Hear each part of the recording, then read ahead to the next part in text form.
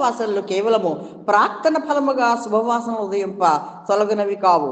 ఇవి పురుష ప్రయత్నము వలననే క్షీణించును. నీలో ఎన్నో బ్యాడ్ హ్యాబిట్స్ ఉన్నాయి. ఈ బ్యాడ్ హ్యాబిట్స్ ఎలా పోతాయి?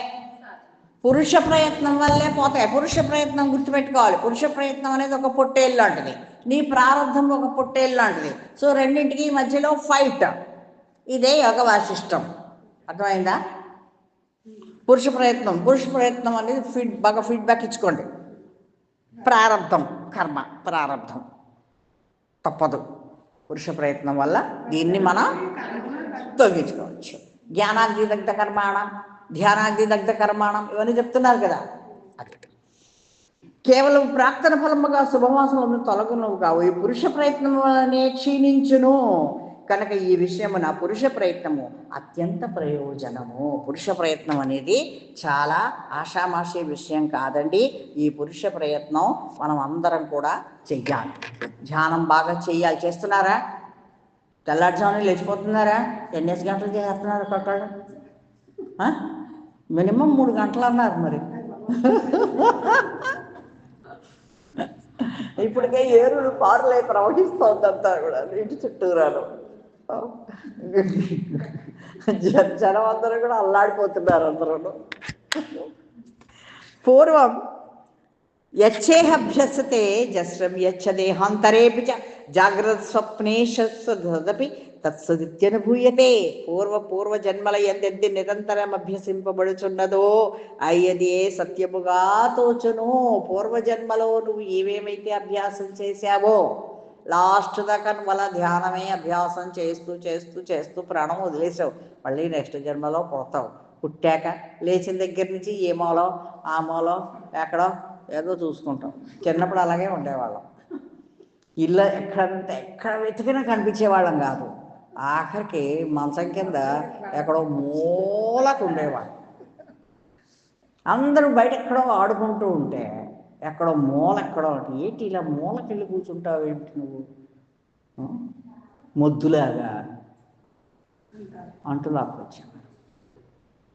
అందరూ ఆడుకుంటూ ఉంటే అందరినీ వదిలేసి ఏదో దెయ్యం పిల్లల్లాగా ఎక్కడో పెద్ద చెట్టు ఉంటే వెళ్ళి ఆ చెట్టు కింద కూర్చుని అక్కడ నది పారుతుంటే ఆ నదికి అలా చూస్తూ గంటలు చీకటడిపోయినా కూడా టైం తెలిసేది కాదు. అప్పుడు వెనకాల ఎవరో ఒకళ్ళు వచ్చి లాక్కెళ్ళేవారు ఇంటికి. ఆ పిల్లలందరూ ఇంటికి వెళ్ళిపోయేవారు. భయం ఉండేది కాదు. ఎంతసేపు అయినా అలాగా ఏమిటో ఏం చూస్తున్నామో తెలియదు, ఏమిటో తెలియదు. అప్పుడు 4 బాది ఇంట్లోకి లాక్కొచ్చి హోంవర్క్లు చేయించేవారు. ఇవన్నీ జరిగాయి. So this is 100% correct. This is statement. ఇది చదువుతుంటే నాకు అదే గుర్తొచ్చింది.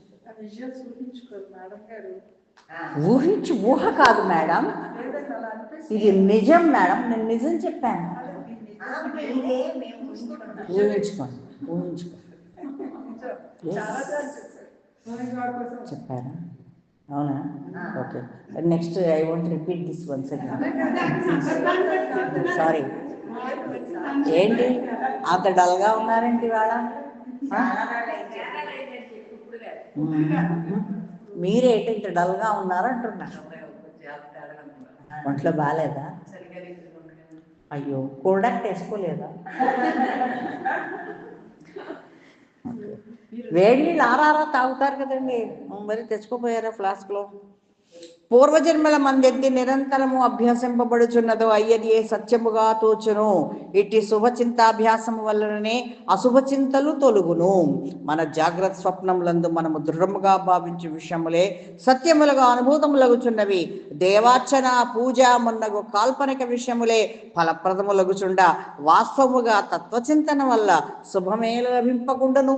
నువ్వు చేసే పూజ వల్ల, నువ్వు చేసే పారాయణ వల్ల నాకు అన్ని శుభ ఫలితాలే వస్తాయి అని నువ్వు అనుకుని నువ్వు అంత చక్కగా పూజా పారాయణలో పునస్కారాలు అన్నీ చేసుకుంటున్నప్పుడు అవన్నీ ఫలవంతం అవ్వగాలేంది. తత్వచింతన చేస్తే అది జన్మలకి కూడా ఆ ఫలితం నిన్ను వదిలిపోదు. అందుకని తత్వచింతన అనేది చాలా చాలా ఇంపార్టెంట్ మన లైఫ్లో. తత్తద్ధ క్రియాకారి దుఃఖాయ చ సుఖాయ చ ఉదేతి భావనం తస్మాత్ భావనం జయ. అనాత్మ విషయములకు శాస్త్రీయ విషయముల భావన కూడా దుఃఖం మిశ్రిత సుఖమునే కలిగించుచున్నది. నిరవచ్ఛిన్నమగు సుఖము దాని చేయి లభింపదు. ఎట్టి భావనను చింతింపని ఎడలనే అత్యంతికమగు అనర్థ జయము లభించును. అంతరాళికమగు దేవత్వాది ప్రాప్తి వలనే నీది సంభవింపదు. అనాత్మ భావన వల్లనే జీవుడు తను శరీరముగా చూచుకొనడం సంభవించుచున్నది. జీవుడు తనను ఒక శరీరంగా భావించుకుంటున్నాడు అంటే అది అజ్ఞానం వల్లే అలా అనుకుంటున్నాడు. ఇది ఎన్నో జన్మో అవేర్నెస్ తోటి ఉన్నామా, అవేర్నెస్తో లేకుండా ఉన్నామా అని మనల్ని మనమే అనలైజ్ చేసుకుంటే ఏమో ఇది ఎన్నో జన్మో. ఈ శరీరం it is just a carrier, it is being carried from యుగాలు. ఎప్పటి నుంచో ఉన్నాం కదండి మనం. ఆత్మకి అసలు అది ఎప్పుడు పుట్టిందో తెలియదు అన్నాడు కదా మనకి భగవద్గీతలో. ఎప్పుడు పోతుందో తెలియదు. ఇంకా అలాంటప్పుడు ఏంటి, ఎన్ని వాహనాలు మారిస్తే ఏంటి? సో ఎట్టి భావన చింతింపనిడల్లి అత్యంతికముగా అనర్థ జయము లభించను. అంతరాళికముగు దేవత్వాది ప్రాప్తి వలన ఇది సంభవింపదు. అనాత్మ భావన వల్లనే జీవుడు తను శరీరముగా జూచుకొనుట సంభవించుచున్నది. ఈ అసత్య భావన బీజం అంకురమును విస్తరింపజేసి లతగా మారునట్లు క్రమముగా తను వ్యాపింపచేసుకొనుచున్నది. ఎప్పుడైతే నువ్వు అసత్య భావన అనే బీజానికి ఎప్పుడైతే నువ్వు నీరు పోస్తావో అదే ఒక పెద్ద మహావృక్షం అయిపోతుంది. ఈ శరీరమే నేను, ఈ ఇల్లే వైకుంఠం, వంటిల్లే వైకుంఠం, ఇల్లే కైలాసం. కరెక్టే, కాదని లేదు. శరీరం కూడా అదే భావనతో ఉంటే కొంచెం తత్వజ్ఞానానికి కూడా కొంచెం ప్లేస్ ఇవ్వండి, ఆత్మజ్ఞానానికి కూడా కొంచెం టైం ఇవ్వండి. తత్వదృష్టిచే ఈ భావనను వీక్షింపనిది ఒకంతయు మిగులదు. త్రైకాలిక మిథ్యాత్వ దోషభుష్టముగు ఏది వాస్తవముగా లేకయేయున్నది. ఇట్టి తుచ్చ భ్రమతో మాకెట్టి సంపర్కము లేదు. ఈ జగద్ధర్మ ఆకాశమునందలి నీలవర్ణము వలె అజ్ఞానం వలన కలిగినది. ఆకాశమునందు నీలవర్ణం ఎన్నడూ లేనట్టు ఈ జగత్తును ఎన్నడూ లేదు. ఎస్, ఆకాశంలో నీలవర్ణం అనేది ఉందా? కానీ ఆకాశం నీలంగా ఉంటుందంటారు. It has no colour. కానీ మన దృష్టికి నీలంగా ఉన్నట్టు కనిపిస్తుంది. అలాగే నిజానికి ఈ జగత్తు ఉందా? మరి ఇది అధిష్టానం మాత్రం ఒక బ్రహ్మమే. ఇదంతా కూడా బ్రహ్మస్వరూపమే, బ్రహ్మానికి ప్రతిరూపమే. అందువలన ఈ భ్రమను పోగొట్టుకురా. ఎట్టి సాధనతోటి మాకు పని లేదు. అస్మయమగు ఈ జగత్తు యొక్క సత్త పరబ్రహ్మమే వెలియుచున్నది. ఆగమమ్మ బాబు, మేము ఈ కల్పనలన్నింటినీ వినోదార్థమై కల్పించుకుంటుమి కనుక దీనికి భయపడవలసిన అవసరం ఏమీయూ లేదు. ఇది మమ్మేమియు వనత్పజాలదు. ఈ శరీర సమూహములన్నిటినీ వినోదార్థమే గాంచుచుంటిమి. రకరకాల శరీరాకృతులు దాలుస్తోంది ఆత్మ. ఇదంటే ఒక వినోదం. ఆ పరమాత్మ ఏం చేశాడు అంటే రకరకాలుగా సృష్టించి జీవులని, ఈ జీవుల ద్వారా ఒక వినోదాన్ని పొందుతున్నాడు అన్నమాట. సృష్టించాడు, భూమి మీదకి పంపించాడు, తన కొసల నుంచి చూస్తున్నట్ట. వెంకటేశ్వర స్వామి అక్కడెక్కడో కూర్చుని వీళ్ళు ఎలా చేస్తారు, ఇప్పుడు ఈ కష్టం వచ్చింది కదా, వీడు ఎలా రియాక్ట్ అవుతాడు, నన్ను నమ్ముతాడా నమ్మడా, లేకపోతే నన్ను పక్కన ఎడతాడా, నన్ను పూజించడం మానేస్తాడా, ఇప్పుడు ఏం చేస్తాడు వీడు అని పైనుంచి చూస్తూనే ఉంటాడట. అందుకని వినోదార్థం ఇట్లా చింతింప సమ్యజ్ఞాన ప్రకాశమైన ఈ ఉపాధులన్నింటినీ ఆత్మయందు ఏకీకృతమన్నట్టును. అంటే ఈ జీవుడు తనలో తను ఆలోచన చేసుకుంటూ అంటున్నాడు అనమాట. ఈ శరీర సమూహాలన్నిటినీ కూడా అంటే ఒకప్పుడు నేను ఒక యతిని, తర్వాత నేను ఒక భిక్షకుణ్ణి, తర్వాత నేను ఒక విప్రుణ్ణి, తర్వాత నేను ఒక రాజుని, తర్వాత ఒక సామంత రాజుని, తర్వాత ఒక అప్సరసని, తర్వాత ఒక లేడిని, తర్వాత ఒక తుమ్మెదని, తర్వాత ఒక ఏనుగుని, తర్వాత ఒక మళ్ళీ లేడిని, మళ్ళీ ఒక లతని, తర్వాత ఒక భ్రమరాన్ని, తర్వాత మళ్ళీ ఏనుగుని, తర్వాత ఒక హంసని. వినోదార్థమే వీటినన్నిటినీ కూడా నేను చూశాను అంటున్నాడు. నా వినోదం కోసం ఇవన్నిటినీ గాంచుచుంటిని. సమ్యజ్ఞాన ప్రకాశమైన ఈ ఉపాధులన్నిటినీ ఆత్మయందు ఏకీకృతమన్నట్టును. సో ఒక రకమైనటువంటి జ్ఞానం నాకు ప్రాప్తించింది కాబట్టి ఈ ఆకృతులన్నిటినీ కూడా సమీకృతం ఆత్మయందు నేను ఏకీకృతం చేసేస్తాను. ఇట్లు చింతించ ఆ రుద్రదేవుడు భిక్షకుడు కల్పనారాజ్యమున విహరించుచుండ అతని శరీరము క్రియారహితమై శవము వలె పడి ఉన్న తావునకేగెను. ఇప్పుడు ఏమైంది? రుద్రస్వరూపంలో ఉన్నాడు భిక్షకుడు. రుద్రస్వరూపంలో ఎప్పుడైతే ఉన్నాడో, రుద్రస్వరూపం ఎప్పుడైతే ఈ జన్మలన్నిటినీ, ఈ ఆకృతులన్నిటినీ కూడా అవలోకన చేసుకుందో, అప్పుడు ఏమైంది? ఈ రుద్రస్వరూపం అంటే ఈ కల్పనా రాజ్యంలో ఎప్పుడైతే ఈ రుద్రదేవుడు విహరిస్తున్నాడో, అప్పుడు ఏమైందంటే అతని శరీరం క్రియారహితమై తన శవం ఎక్కడైతే ఉందో అక్కడ పడిపోయింది కదా, ఆ బాడీ పడిపోయింది కదా, అక్కడికి వెళ్ళింది. అంటే ఎంత టైం, ఎన్ని జన్మలు ఒకసారి ఆలోచించేయండి. అంటే ఇప్పుడు చెప్పండి, నాకు టైం ఉందా? కాలం అనేది ఉందా? కాలానికి సత్తా ఉందా? ఒకసారి ఒక్క సెకండ్, ఒక్క 2 minutes ఆలోచన చేయండి. ఎంత అద్భుతంగా ఉంది ఈ క్షణగర్భంలో అనంత కణగర్భంలో అనంత లోకాలు, క్షణగర్భంలో అనంత కాలం. ఒక్క కణం, ఒక్క క్షణం. మామూలు స్క్రిప్ట్ ఇది, త్రేతాయుగం నాటి స్క్రిప్ట్. వాల్మీకి మామూలైనా.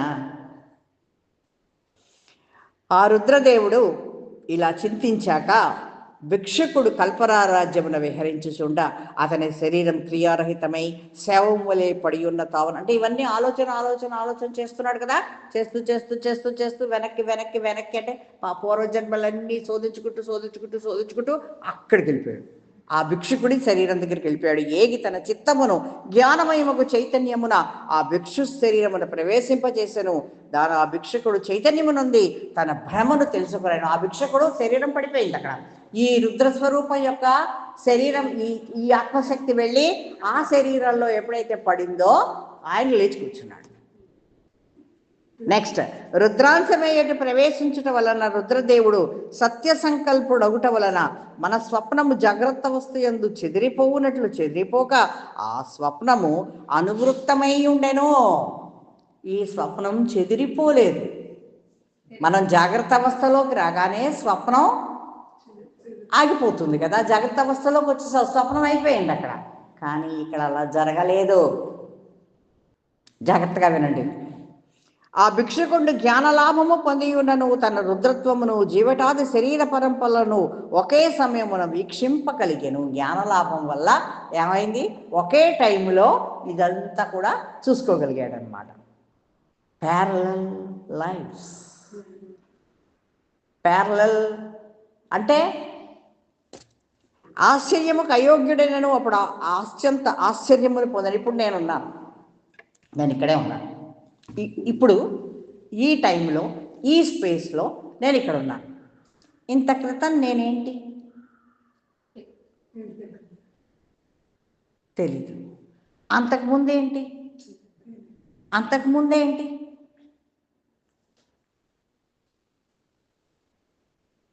ఆ శరీరాలు ఉన్నాయా? బూడిదైపోయాయా? తెలీదు. కానీ ఒక కాన్సెప్ట్ ఉంది.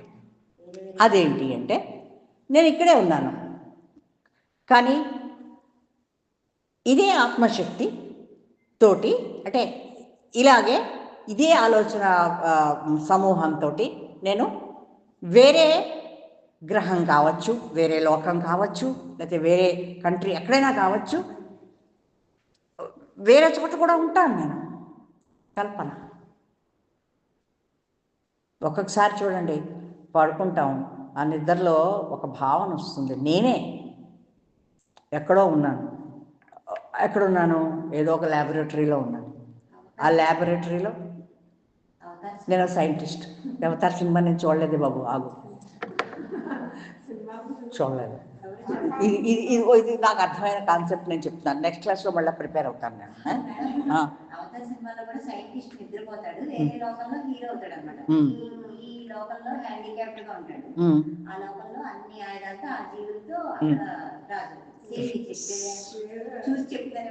అంటే వాళ్ళ సినిమా ఇవన్నీ విని చేశారనమాట, అంతే కదా